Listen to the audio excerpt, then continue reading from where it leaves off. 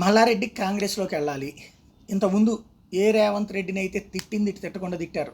ఇంతకుముందు నేను చాలాసార్లు చెప్పాను, రేవంత్ రెడ్డికి మల్లారెడ్డి మీద ఒక పెద్ద కోపం ఉంది. ఎందుకంటే తెలుగుదేశం పార్టీలో ఉన్నటువంటి సందర్భంలోనే మల్కాజ్గిరి ఎంపీగా పోటీ చేయడానికి రేవంత్ రెడ్డి సిద్ధమైతే చంద్రబాబు నాయుడు మల్లారెడ్డి దగ్గర డబ్బులు ప్లస్ ఆ ఏరియాలో విద్యాసంస్థల అధినేతగా తనకున్న పలుకుబడిని దృష్టిలో పెట్టుకుని రేవంత్ రెడ్డిని పక్కన పెట్టి నువ్వు కొడంగల్ నుంచి నేను చెయ్యి అని చెప్పి ఆ సీటు మల్లారెడ్డికి ఇచ్చారు. అప్పట్లోనే ద్వేషించినటువంటి పరిస్థితి. ఆ తర్వాత కూడా మల్లారెడ్డి మీదన విరుచుకుపడుతూ వచ్చారు. తెలుగుదేశం పార్టీలో ఎంపీగా ఓ పక్కన మల్లారెడ్డి ఉండగానే ఎమ్మెల్యేగా ఉన్నటువంటి రేవంత్ రెడ్డి విమర్శిస్తూ వచ్చారు. అట్లాంటి మల్లారెడ్డి ఇప్పుడు మొన్నటిదాకా బీఆర్ఎస్ 10 ఏళ్ళు దర్జాగానే ఉన్నారు. అప్పుడు రేవంత్ని తిట్టింది ఇట్లా కూడా తిట్టకుండా తిట్టారు.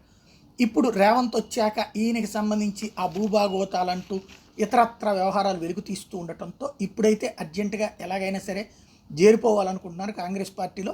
అందుకే రేవంత్ని పొగడ్డం ప్రారంభించారు. రేవంత్ రెడ్డి సీఎం అవుతాడని నేను 10 ఏళ్ల క్రితమే జోస్యం చెప్పానంటూ గుర్తు చేసుకున్నారు. 2014 సెప్టెంబర్లో మల్లారెడ్డి ఎంపీగా ఉన్న సమయంలో కంటోన్మెంట్ పరిధిలో జరిగిన ఒక ప్రైవేట్ ఫంక్షన్లో రేవంత్ రెడ్డి, సర్వే సత్యనారాయణ, ఎర్రబెల్లి దయాకర్ తదితరులు పాల్గొన్నారు. ఆ సందర్భంగా సరదా సంభాషణలో భాగంగా మల్లారెడ్డి రేవంత్ రెడ్డిని ఉద్దేశించి మాట్లాడుతూ, అన్నా నువ్వు సీఎం అవుతావన్నా, ఆ ఛాన్స్ నీవు అక్కడికే ఉంది, రెడ్డిలోళ్ళు అని చెప్పి రెడ్డిలల్లా అన్నారు. అప్పుడులో తీన్మార్ వార్తల్లో ప్రసారమైన ఆ వీడియోని తాజాగా సోషల్ మీడియాలో ఇప్పుడు కావాలని చెప్పి వైరల్ చేస్తున్నాడు ఆయన.